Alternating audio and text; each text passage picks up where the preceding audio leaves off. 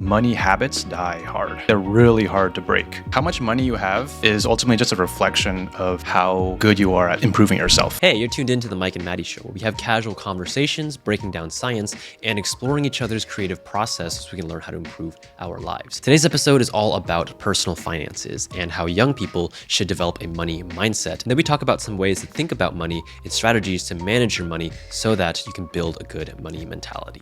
So calm your mood, clear your mind, and enjoy the show. Welcome back to the Mike and Maddie Show. Today we're talking about a new topic. We usually talk about time and focus, like two things that we're always obsessed about managing. Mm-hmm. Something that a lot of people leave out of the conversation is money, right? Because like when you're students, you're kind of young and you don't have access to like credit cards or money in general. And so that's usually left out of the equation. Mm-hmm. But I think that learning how to manage your money is so important. Mm-hmm. And so that's what I want to talk about today. And I don't specifically mean like how to invest or like crypto or real estate or stuff like that. Mm-hmm. I want to talk about like managing your money from like a beliefs and like a mentality perspective, like how to think about money and how to use your beliefs about money to change your reality and to change your and to self-improve from that angle. Okay. I think you make a good point where when you're younger, when you're in like middle school and high school, and you're probably, it's different in this country because some people do have jobs when they're that young. Like a lot of my friends had jobs in high school.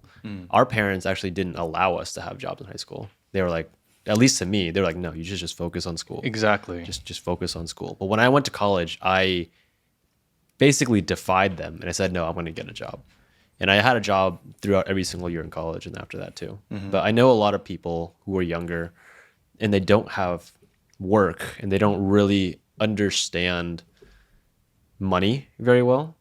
And then when it's time to actually start thinking about money, like you're saying in your early 20s, it's actually a very scary topic for a lot of people. Mm-hmm. I know a lot of people are scared of talking about money, or like money is like a taboo thing to talk about, or like no one likes to publicly say how much they make or how much they have. And it makes people very uncomfortable. Just knowing that, what do you think are some of the better ways, or what are some ways that people should start thinking about money at an earlier age? Yeah, so I think one of the best ways to think about money is to put it in the conversation with things like time and your focus, right? Because like money and time have so much similarities. You know, like money is time, time is money. You know? Yeah, that's a common statement. Yeah, and the best way to manage both is to start with budgeting it. Start with auditing. Where does every penny go? Or where does every minute of your day go? Where does every effort of your focus go? Like these are the things like you should think of money in that way. The problem is that we grew up with so many negative connotations of it. And so like you said, like if you don't talk about it enough openly, then you can't even start to think about how to manage it. You just got to start the conversation. But I remember like talking to a bunch of people on Discord, like our audience members, and a lot of them who are from other countries, especially like India or the Philippines. Like they wouldn't want to talk about money when we published our first book, which was about money. A lot of them were like, yeah, I can't read this because like my parents wouldn't allow me to talk about money. And like the same thing as us, like they said, yeah, my parents said that I should not get a job, focus on grades, all of that. Pretty much what we grew up with. And I think we should like dig back to our childhood too, because I think our childhood was pretty similar to theirs. Why do you think our parents didn't want us to talk about money? It probably had something to do with their background. Like they were refugees from a different country and they came here with no money. And so when you don't have a lot of money, I assume that it's very difficult to talk about, especially when you're raising kids and you want your kids to have, you know, the world. You want to give them hope. And when you start talking about something like money, which you don't really have a lot of, it can get difficult. So I think that's probably a factor. But when I was reflecting back on our childhood, I realized something that was really, really cool. It's that yes, our parents came here with no money and they worked really hard, right? Yeah. But they worked hard like everyone else's parents. Like I think working hard wasn't the deciding factor that got them to where they were. I think what actually changed was that something clicked about their understanding of money. Because when we became teenagers or when we went to college, their lessons about money to us changed too. Like I kind of noticed that. Like they evolved in their understanding of money. And so the lessons we were getting from them also evolved since we were kids to when we were in college and beyond. Let's think back to like when we were kids, right? We were always coming from like a very scarcity mindset. We were always trying to pinch pennies and save as much as we could. Like you can remember all the things that our parents did, right, to save money. Like I think they still do that. they still do that to an extent because habits are hard to change. Yeah. But like, what were some things? Like I remember in school, like we used to always have textbooks in school, and then they would sell those book covers. You know, those Yeah, like the stretchy elastic, ones. the stretchy ones, and then you can like buy all these like really cool designs, and your books can be like all these different colors. And those book covers were like not even that expensive, right? They were like what, a few dollars or something like that. Yeah. I might be wrong, but it wasn't that much. But we were like, mom was like sending us to the store to like Albertsons or Ralph's to like get the plastic bags. So you're gonna wrap your books in these plastic bags and newspapers because we can't afford those. They were book paper covers. bags, but yeah. Paper bags, sorry. Yeah, they were not plastic No plastic bags. That's But like we were wrapping our books in paper bags, you know, yeah.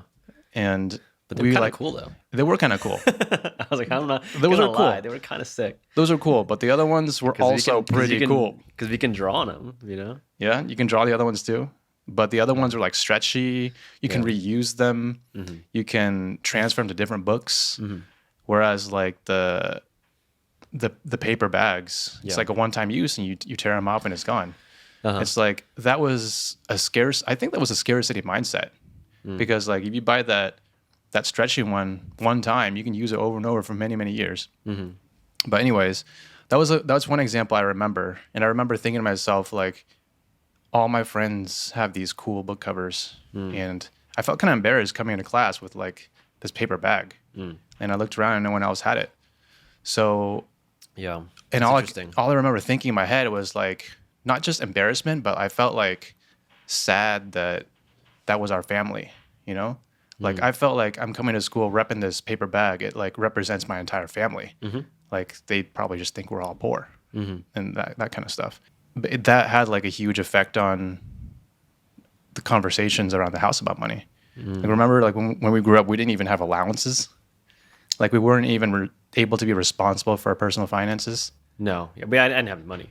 None of us had any Yeah, money. I didn't have any money for. Like if we wanted to buy like an N64 or like video games, We got them though. we'd had to, exactly, but we had to earn them. Like Sure. we had to do different things compared to like what our peers did. Like our peers like were able to earn allowance and then budget them and then like figure out what to spend it on. But for us, it was like you teach your little brother how to read this book and then you'll get Yeah. Mario Kart or something Or like that. like or you perform well at this thing, or you do this study for this long, and then they'll give you like a booster pack. Yeah, Something exactly. like that. But it wasn't like if you do the chores, you do the dishes, you take out the trash. Like trash is $10, washing the dishes is $2. It wasn't like that where you could like kind of strategize and think about how to invest your time. Right. Like I think we missed out on a lot of that stuff Uh-huh. because the topic of money just was very rare around the house. Yeah, that's true. Now that like I guess I haven't really thought about it this way, but that is true. We're missed out on a lot of good learning opportunities because those skills about budgeting and thinking about what can I do to make money. We didn't really have those conversations at all. Yeah. I don't think we ever did actually. Yeah. You bring up a good point too. Like what can I do to make money? Like the very underlying theme of that is self-improvement. Back to self-improvement. Right. Right. Like, Yeah. Like what can I do to What get can I something, do? to get Yeah. something? It doesn't have to be money necessarily, but like money is just an easier way. Money is an easy it is a currency to think about what you can get for your time and your effort, Yeah. because then you can spend it on however you want. Yeah. Whereas for us, it was like, oh, if you do this hard work, you'll get this one thing that you told me that you wanted. Whereas money is a different aspect. Money is like, if you work hard, you get money and you can do whatever you want with it, you know? And so it's just like having more, it's like, it's even more freedom of knowing that your work and effort is going to be able to be used however you want. Not just because of this one video game, you know, or something very minute, like an end result, you know? Like how much money you have is ultimately just a reflection of how good you are at improving yourself. Like how much money you have, like how much muscles you have in your body. That's like self-improvement. How productive you are, because that shows that you are good at managing your time. Like all these are just all reflections of you.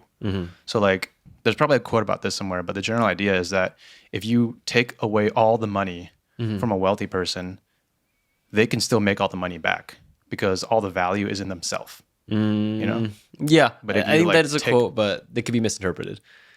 Something like that. Like if you take out If the take away person all- made their money, yes. if the person made that money, if you take all the money away from a rich person and they different. have no skills, then they won't make it back. So it's how you got the money. exactly. Yeah. And it all comes back to self-improvement. Right. If you inherited it and you didn't do any work your whole life, then you probably wouldn't be able to make it back as easily. Your as money is a someone who's- direct reflection of your self-improvement, your habits, your skills, and your beliefs, basically. Okay. So where would you say that the conversations about money in our family, what was the change? I think the change started. There was a period in our life where our parents were at a very low point that I perceived to be a very low point for them. When mom started to work at like various different pharmacies. So at that time there was a lot of tension. And what resulted from this was that our parents decided to come together and build a business together. Like mom started her own pharmacy, and then dad became like the admin for it. And after they started their own business, I think that's when they started to learn so much more about money. In addition to like during this entire time, both of them were also investing in various things like real estate and stuff like that. So I noticed that we got like different lessons about money during the time when they were growing. Yeah, so one of the things was dad would talk a lot about like you should earn more with your mind rather than your time. And I don't remember hearing that lesson at all ever when I was a kid. It was like go to school, get a job, and that's it, right? And that's what our parents did too. They went to school, went to college, and they got a job. Yeah. But then when they started a business, dad started saying over and over the things that dad said over and over were start earning with your mind, not your time.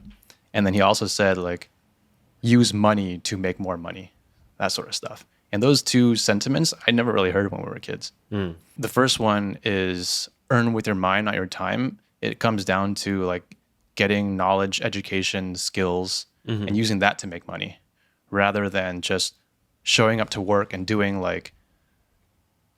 work that is very replaceable. And I think that conversation is really important now since there's so much AI stuff that's you're able to replace people with like replaceable skills. So getting an education and training like very rare and desirable skills is more important now. Right? Like from the books like Deep Work and stuff like that. So that was the first thing. And the second thing was like once you have more money, it's easier to use that money to make more money. Well, that's one of the things that dad said a lot. It was like, it's easy to make $1 million if you have $1 million, but it's really hard to make $1 million when you have $0. Right. Those are some lessons I noticed recently that we didn't get when we were growing up. Recently is in like what? Because they started the business over 10 years ago. Yeah. That's recent. Yeah, recent. As in like compared to when we were little kids. Oh, I guess so. I mean, we're talking about like when we were You're little making kids this sound growing so up. old. When we were little kids growing up, like it was a different world for us. You know? Yeah. I mean, I guess you're the oldest sibling, so you were older when they were going through that transitional period. Because when our parents started their business, the pharmacy, I was in grade school. I was in 6th grade, and you were already in high school.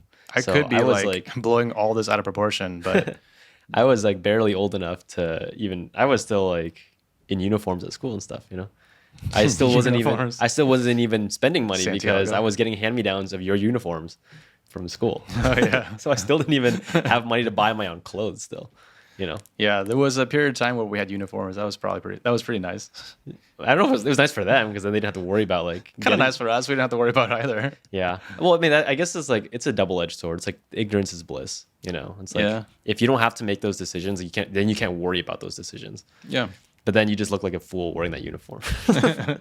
But then everybody did at school, Everyone so I looked guess like it a didn't. fool. I guess they eliminated any kind of outliers Mm-hmm. in the system at all. But like one of the reasons why the entire school had uniforms was so that people didn't have to worry about comparing themselves to other people. Yeah, but everyone would just find different ways to do it still. I mean, To stand out. Like everyone you're wanted their kids. individuality. yeah, when you're a kid, But you don't have to worry about like, oh, my friend doesn't have money to like buy clothes, like that sort of stuff, and compare. yeah, that's interesting about the when you mention like going to school and basically from a bird's eye perspective or just like from a general standpoint being recognized as a family that didn't come from much money. And I don't think that is something that I really ever processed really. Because I didn't ever feel like we were at the bottom. But I also didn't feel like we were, balling out. But maybe it's just because like the things that we value about those were not that important. Like because a lot of my friends had those elastic stretchy book covers, but I didn't care. I thought mine were cooler. Yeah, I mean, So, that's to great. me, it didn't matter. I Yeah. guess so. Like maybe they saw me in that way, but I was just like, I don't care. Like this is better. Yeah. When we were growing up, mom always reminded us to be very selective about how we spend our money. Right. Well, yeah. Our parents are very. They worked very hard for their money, and they really do not like spending it or wasting it on things that they don't put a lot of thought into. That's one lesson for sure that I know that they've bestowed on us many times. Is just don't spend if you don't need to, and people will always try to take your money, and so do what you can to hold on to it.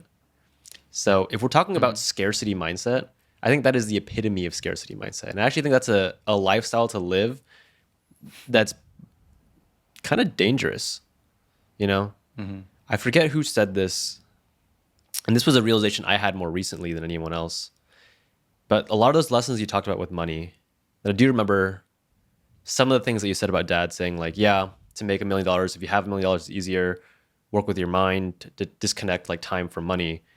But he was also very heavy in the idea of like invest your money, invest it in like stocks, put it away, and then if you do that consistently, you'll make a lot of money later on. We're now like, and I think that's like kind of an idea that we're really fed, but it actually doesn't make as much sense anymore now that now that we're kind of in our own business, like doing business as opposed to working a job, where it's like I could put $1,000 away right now and wait for 30 years for it to turn into something, or I could just use it on my business and then grow a little bit faster. Technically, you are putting it away. You're just not putting away in stocks. You're putting away in a business. Yeah, I'm putting it away into something that I can use right now, as opposed to putting it away in something I can't use until for 30 years. Because if you take it out, you have to pay tax on it again. So basically, you lost it. Yeah. So I guess the whole idea is like the scarcity mindset of money, where it's like people think if you want to have more money in your bank account, there's two ways to do it. This is a very, very like as simple as it gets. If you want to make more money, or if you want to have more money, you either have to spend less money or you have to make more money. And I think a lot of times our parents, especially when I was growing up, they focus much more on the don't spend as much money and you will have more money. Where now I'm just like, well, why don't I just make more money and then I'll have more money? Yeah. Because one of those levers you have a lot more control over.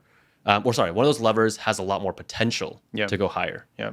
And that's the one I feel like if you focus on just making more money, not only will you be happier because you're not going to be like stressed out about I shouldn't be spending money. You can actually enjoy the money as you make it and just make more.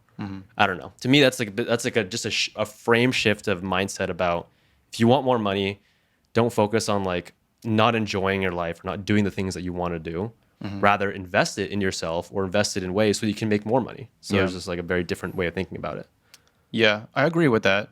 But I think that when it comes to saving money versus trying to make more money, it's a lot easier and it's a lot more in your control to save.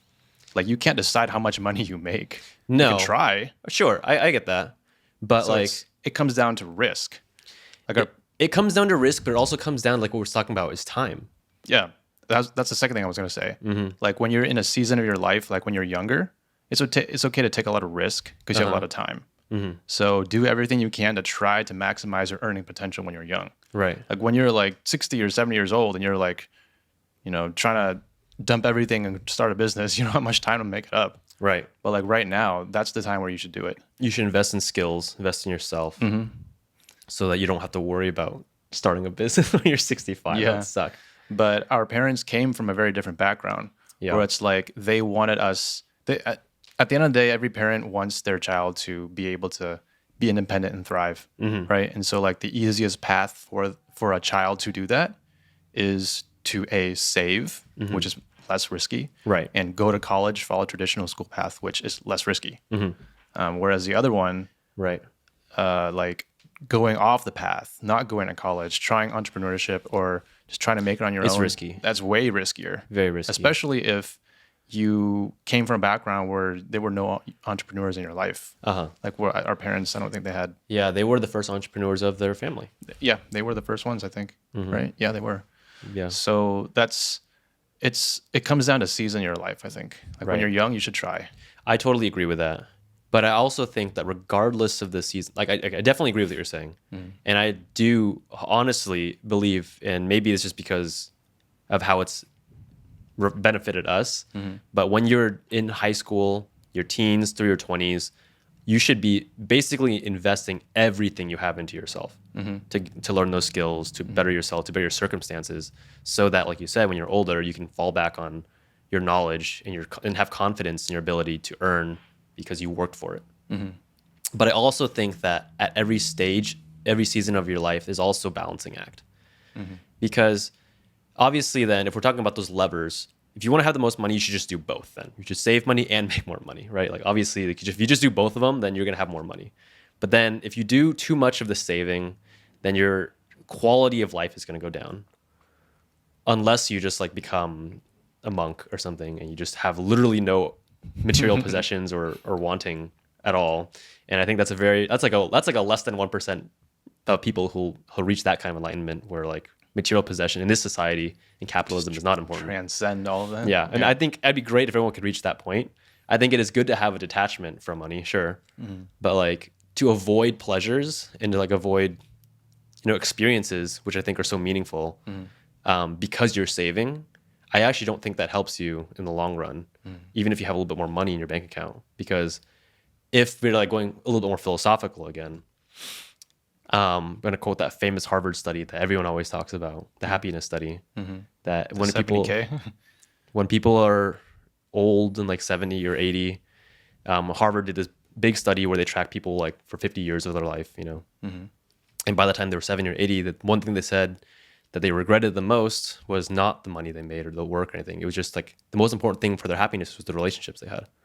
Oh, that one. Okay. Well, yeah, there's probably multiple studies from Harvard about I thought you were going to say like when you reach the point where you're making $70,000 a year. Oh no! Anything beyond that? That is also a different study. That's a different study too. I don't know if it came from Harvard though. No, I don't remember where it came from. I don't think that came from Harvard. But the one I'm talking about was just like the happiness, about how like basically to sum up that study is like at the end of people's lives, Yeah. worrying about money is inconsequential to experiencing and having meaningful relationships with people. So a lot of times saving money too much or stressing about saving money prevents us from experiencing life. And those are invaluable things you can't get back, especially when you're young, especially when you're, of age, when you're exploring. So there is a balance between saving money and making money. And then there's the productivity side of it too, where convenience is something that if you save money for convenience, you're limiting your ability again to experience or just do more things. A great example for you especially is cooking. You could save a lot of money if you go to the grocery store every week and spend hours meal prepping, or you could just spend a little bit more money and save all of that time. So sure, like you could pull the lever of like, oh yeah, I'm just going to save. But if it's going to take me a lot longer to accomplish the work I need to do, if I just saved like $20, is that really going to lead to me being happier overall? Yeah. Yeah. I agree that like your quality of life is largely dictated by your relationships and your experiences. But that a lot of people spend their money on them. It's hard to make a distinction because this is what I learned from mom too, is that you want to be selfless with your money. And there's kind of like two meanings behind this. It's like, you want to spend your money not on yourself or like material possessions, like bags, purses, like Gucci watch, whatever. Yeah. You want to spend it on experiences. Yeah. Yeah. Build relationships. But Travel, do things. Exactly. But to go beyond that even further, the second thing she meant was like you want to spend it on other people, not yourself. You're being selfless, like charity or like giving back to the community or like just giving money to others because she said that whatever you put into the world, you get back in return. So that's like kind of the mindset that builds a good money mentality, I think.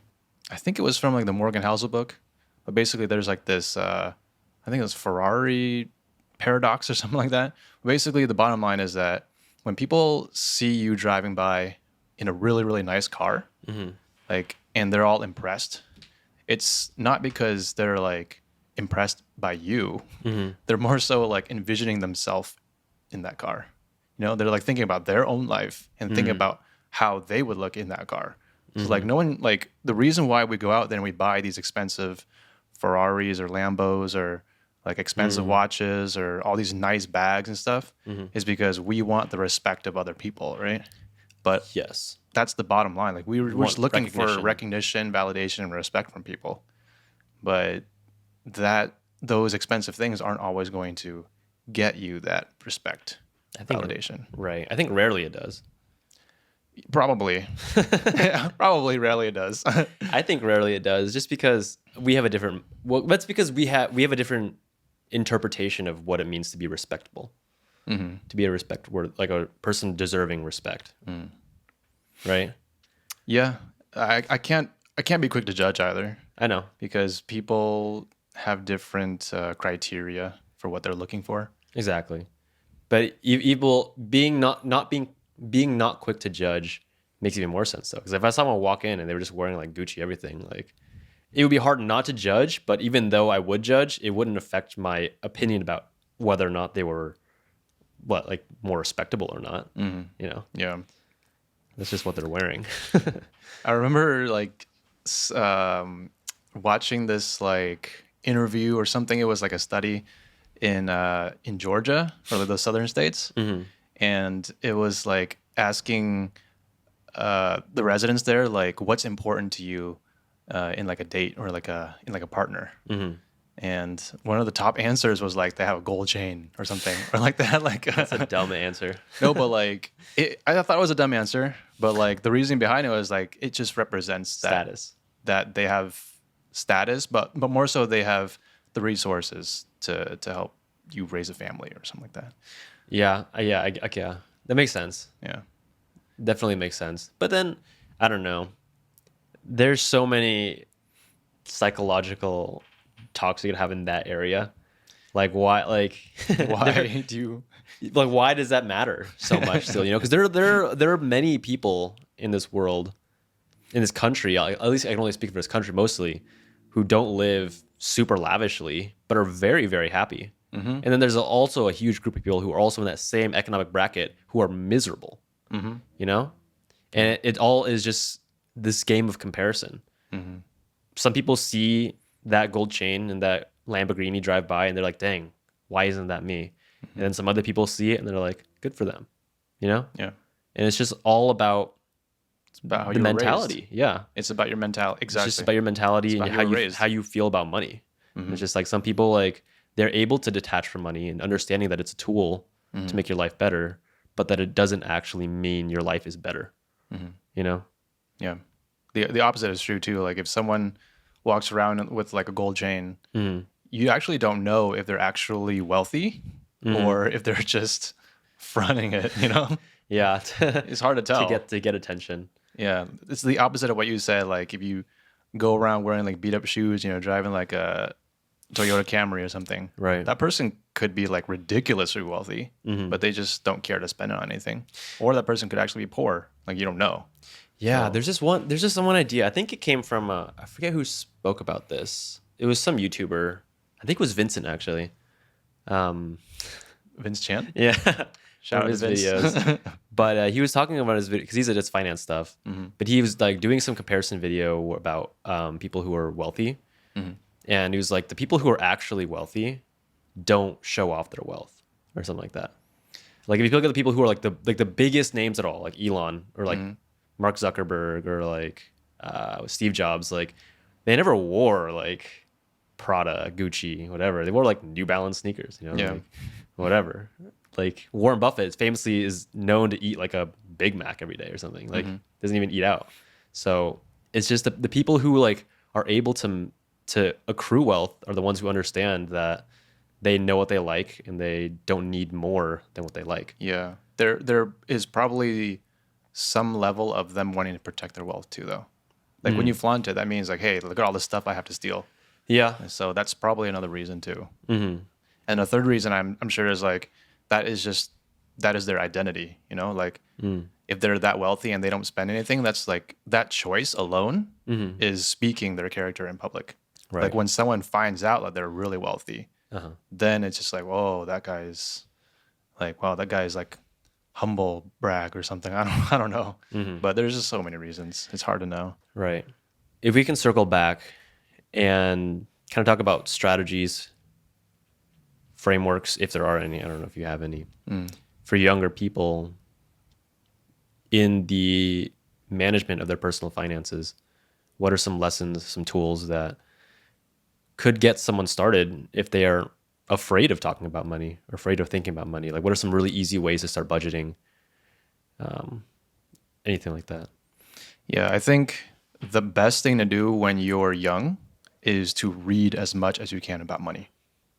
Like that is the first thing because your mindset about money will dictate all your actions down the line. What do you mean by reading about money? Like reading, Like following stocks or like reading about how to think about money. So like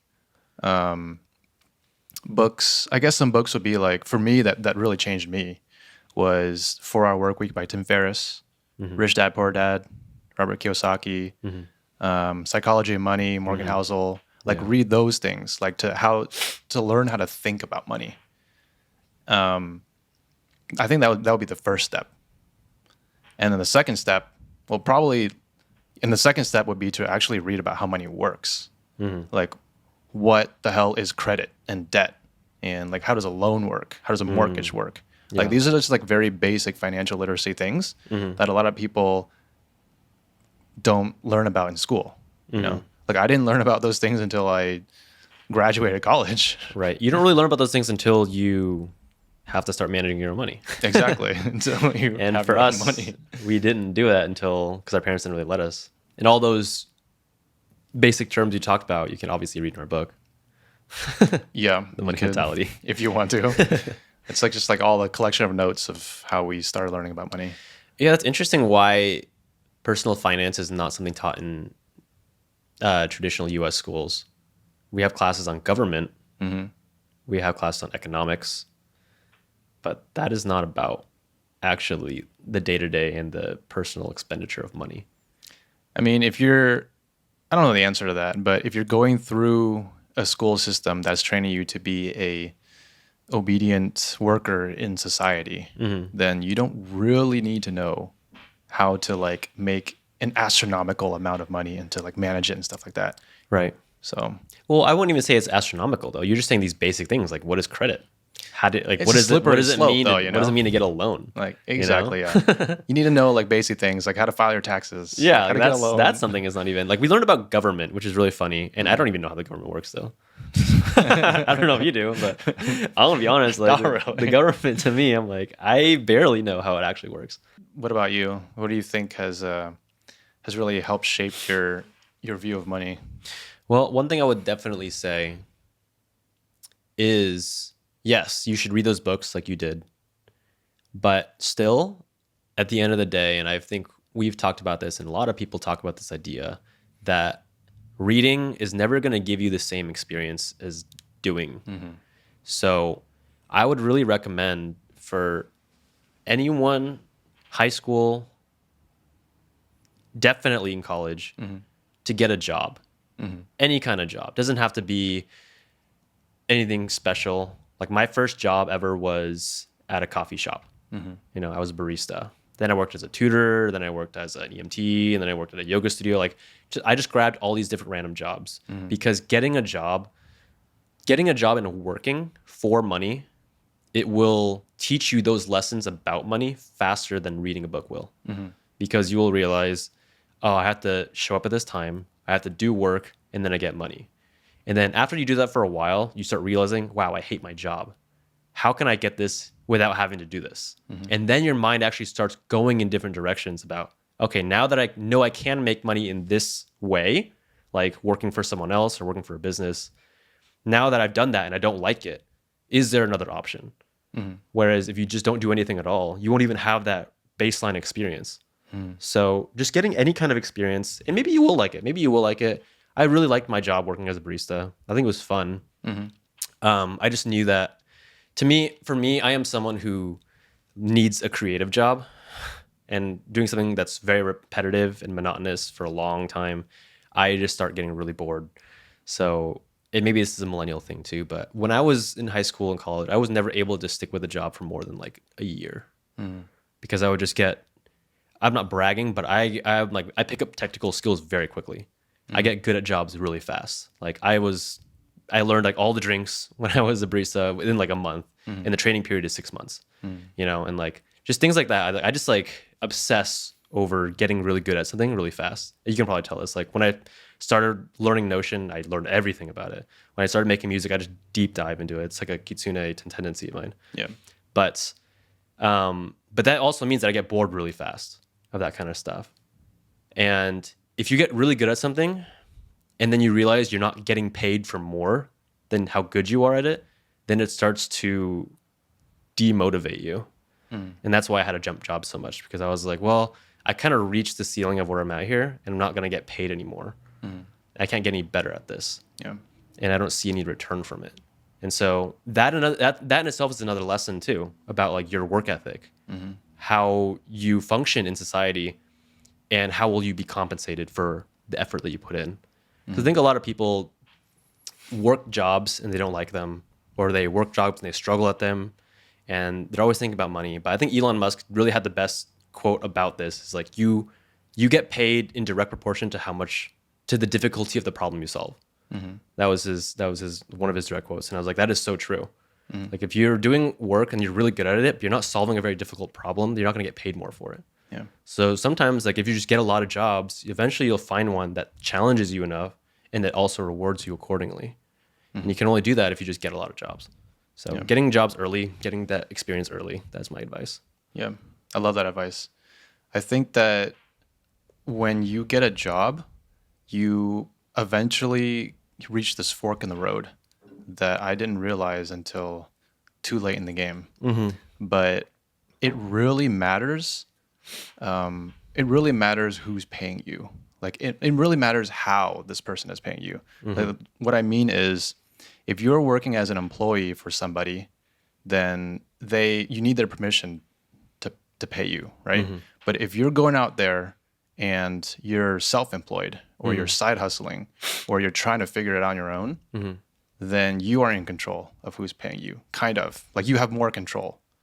And so that is like so much more growth. It's like what you said, like, oh, I felt stuck in this job, so I'm just going to jump jobs. Like you're still just jumping between employment though. But when you go out there and figure it out on your own, I feel like that's when you learn even more the value of money, but not just that, you learn more the value of yourself and your skills. So I think that when you get hands-on experience and you reach that fork in the road where you discover the side hustle, and I think we should have like a whole other podcast about side hustling. But I think think it's really important for a lot of people to side hustle. Yeah, side hustle is like self-improvement plus Yeah. creativity plus like And by side hustle, I'm not saying like you have to try to make money out of it. I think side hustle is just to have a project that you're like side passionate hustles. about and you're working Exactly. on. Side hustling is like you discovering who you are Right. through like innovation, creativity, Mm-hmm. and getting reinforced into doing it by getting paid for it. Right. So, That is a motivating factor of it for Yep. sure. and it comes back to when you're young and you have so much time. I definitely recommend that you try, that you take risks, and you do as much as you can to acquire skills.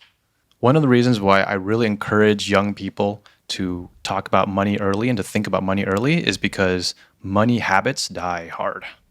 Like they're really hard to break. You know, What is a money habit? like for example, if you're young or in high school and you grew up always going to Starbucks or going to Dunkin' Donuts to buy a coffee instead of making your own coffee at home, which probably costs like cents, you know, that is a habit, and that habit is hard to break. So I remember in college I used to always make my own coffee, but I started dating this girl and she would always want to buy Starbucks. So whenever we even drove by a Starbucks or drove by a McDonald's or something, we would like, oh, you want a coffee? It's like, no, I don't need a coffee right now. But it's just like, we drove by a Starbucks instinctively. She's like, oh, I want a caramel macchiato. It's like, that was just a habit. Like, you don't even need this right now. But those habits, like when you form those habits around money really young, it's really hard to break when you get older. Yeah, I agree. Any habit. And yeah, money habits are no different from a regular habit. Yeah. Or They're like, hard to break. I was dating another girl who just, for some reason, loved like avocado toast. Oh, So you can make that at home. dangerous. It's so easy. yeah. They get expensive Yeah. out in public now. I mean, coffee is crazy in California now. It's so expensive. It's always been expensive. Like, what do you mean? It's always been expensive. No, I mean, if you go to McDonald's, you can get a coffee for like $1. You know? Okay, true. Dunkin' but Donuts, you can get a coffee for $1.50. Sure. That's pretty much how it's always been, and it's always going to be that way. I always But then buy you can go to specialty coffee places now. Okay, I was literally last week. I went to it was in Irvine, and there was like this pop up swap meet. You know, just like a pop up vendors market. People are selling, you know, their homemade crafts and stuff. And there was this one coffee stand. You know, this pop up coffee stand came up there, and they were selling specialty coffee. And I was like, ooh, I love coffee. You know, I was like, it's like 11 a.m. I'm gonna get a coffee. And the guy was like trying to upsell me, obviously, and I was like buying into it because I like coffee. And then I was about to order, I was about to pay, and he was like, "Oh, by the way, just want to let you know that your drink right now is $12.50." I was like, "What?" I was like, "Why is my drink $12.50?" like a whole meal. Yeah, I was like, "You know how much money like I can use $12.50? I can buy like a whole meal with that." Yeah. And he was like, "Oh yeah, because you go into like the special chaga with the coffee with this bean and this and this and the milk and the." I was like, "I don't want this It's like anymore." imported from different countries. Yeah, then I was just like, you know, I don't want any of that. I felt so bad, but I was like, I don't want any of that. Actually, I was like, just give me a tea. I was like, it's fine. And I still paid like $5 for it. I was like, okay, well, it's fine. Oh, jeez. But coffee is an interesting one because even though coffee is getting more expensive, I think one of the worst habits, money habits, if you're talking about spending like that, is buying alcohol Yes. at a restaurant. That was going to be my next point. Yeah. It is ridiculous how much people will spend on alcohol when they go out, especially when you're young, you're like a young 20-year-old in your 20s through 25 in this country, 21, sorry, because you're not supposed to be drinking if you're younger than that. But if you're like in that age when you're like going out a lot with your friends, going to concerts or clubs or bars and shows and stuff, every weekend you're spending a lot of money for drinks. Like if you go to the bar and you're a little drunk already, and you're like, oh, I'm gonna buy my friend a drink because I'm feeling happy or whatever. Like it's on me, you know. It's gonna be like $30 a pop, you know. Yeah. And you do that twice in a night, you're already out like $80 because you tip them and stuff too, of course. And then you know you probably pregame before that at home. You probably paid like another $20 for a case of beer or something. When one night you've already blown $100, it's like all just on alcohol, and you feel terrible the next day too. It's just like. Buying alcohol out is the biggest waste of money of all time. Yeah, people still do it though. People love to do it because they would like to enjoy their food or whatever with a drink. Yeah. I guess there's arguments both ways. I mean, alcohol builds your relationships, I guess. I can disagree with that one. Like you can use alcohol as, like you said, a gesture to your friends. Like, next round's on me, yeah, that kind of stuff. I guess so. I know, yeah, you can. I don't really buy drinks when I go out. I will say that. I don't think Yeah. either of us really do. I used to not really, Yeah. but sometimes I buy it when I go out now Okay. with the wife, Yeah. But That's yes, yeah. I guess that's different because that's a habit that is a habit, though. that she has. I think that's a habit that I got from her. It basically doubles the price of your meal. Yep, I've noticed that. it easily does. Like I'll go to a restaurant, I'll order like a dish for like $15.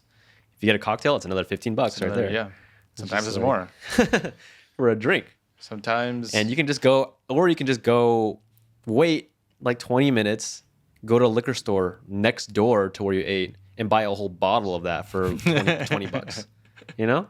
exactly. It's so dumb. I don't know what the difference is. Like, there's sometimes this- her meal costs less than her alcohol. Yeah. Alcohol is just so funny how like people will buy it still and they know that they're spending money inappropriately, but they'll still do it. Yeah. And maybe it is a habit.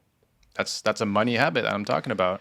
Well, how do you think young people who go out a lot, how do they break that habit, and or how do they talk some sense into themselves to realize that that's not a good way to spend their money? You know? Well, one of the hardest things to do is if you're hanging out with someone who has that habit, and you're trying to break that habit at the same time, and you're both Yeah. you're both just like spiraling each other down, then that's gonna be really hard. But if you both agree to help each other out, then it becomes really easy. Right. Like, So you just have to be not around easy, people. but- You have to be around people who are also down to not yeah, participate in the habit. yeah. Yeah. That's an easy way to start. Yeah, it was difficult. It was difficult. I remember the year before I started medical school, I was living on my own. I was working, 2 minimum wage jobs, and then I was tutoring for like 2 hours a week for like $30 an hour.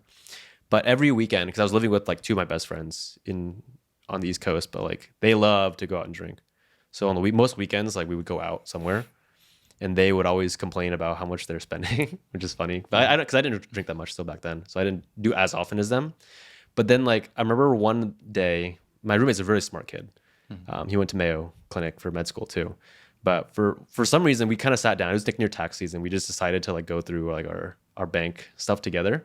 And he's like, man, I'm making minimum wage. I'm working like 40 hours a week, and I'm pulling home like, I don't know, like $500 a week or something like that. It was something not great. He's like, after taxes, it's like $350. And I'm spending $200 a weekend on drinks on the weekend. And I was like, yeah, how are you affording rent? He's like, I don't know, actually. He's like, if I look at my overall bank account, it's actually just going down. Like, I can't actually continue living like this. I was like, that's maybe the most realistic. That's the reality like that set in for him. Is That's literally reality just for a lot of Americans. but he just actually just had to be realistic and pull up his bank statements and calculate. Yes, if you go to work and you make $15 an hour, that does not mean you take home $15 an hour. Yeah. That means you work for $15 and then you go through taxes and you go through all these expenses and then you pay for your rent and your living expenses. And then what you have left over is what you take home. People usually lump in fun and expenses before they make that adjustment. And that's what he was doing. He was like, in his mind, he had a calculation. He was like, oh yeah, I make $15 an hour. That means I can go out and drink. But without actually physically doing the math, it doesn't make sense to do that habit. Yep. You got to audit. Yeah, you got to actually audit. And you got to budget appropriately with like what you're actually taking home versus what you're making by the hour if you work an hourly job. Yeah, that's a good point. Yeah. So on the flip side, I think a very good money habit that we grew up with, that our parents helped us with, was that they always packed food for us. Yeah, they I did. think you know where I'm going with this. Yeah. But basically, like, whenever we went to Disneyland, we had all these packed, sometimes soggy sandwiches. Whenever we went to the movie theater, no popcorn, no soda, just packed food, all these Rice Krispie treats. Yeah, homemade Rice Krispie treats. Whenever we went to the airport, like always buying us Vietnamese sandwiches. Yeah, they still so do that we don't have to spend like $30 on a meal at the airport, right? Smart. So those are money habits that grew up with us, and I think that like it was hard. It's like more effort up front to do, but in the long run, it was hard to break. Like there's it was hard to break because they're still doing it with us right now. You know? I actually like that one though. I'm okay with that habit Yeah. of packing food. No, I mean, it's a good habit. Oh yeah. It's a positive habit that we grew up with. Yeah, it is, because when you forget to do it and then you pay the price for it, Then you just really remember. You're like, wow, that makes so Mom much and sense. Dad were always right. Yeah, because I went to Universal Studio recently Oh, for my girlfriend's man. birthday, and Expensive, right? well, the ticket itself was sure expensive. There's nothing around that, but we forgot to bring in. I didn't bring food because I was just like, oh, like we'll just be fine. Like we had breakfast before we went in, and then we got hungry obviously because we stayed there all day, and then we had to wait in line. It was a long line, by the way. It was like 30 minutes in the crusty burger, Oh, yeah, the Simpsons one. Yeah, You know what I'm talking about? Simpsons crusty burger. I've had that. And It's okay. everything there looks disgusting. It's okay. Yeah, that's what I was. I paid $18 for a chili dog. Okay, yeah, that sounds right. And it at a was theme so park. bad. Yeah. $18? Yeah. 20 with the drink, because we had to get a refillable drink. 'Cause we didn't bring a water bottle either. But I was like, man, I just paid $20 to share a chili dog that was not that good. Yeah.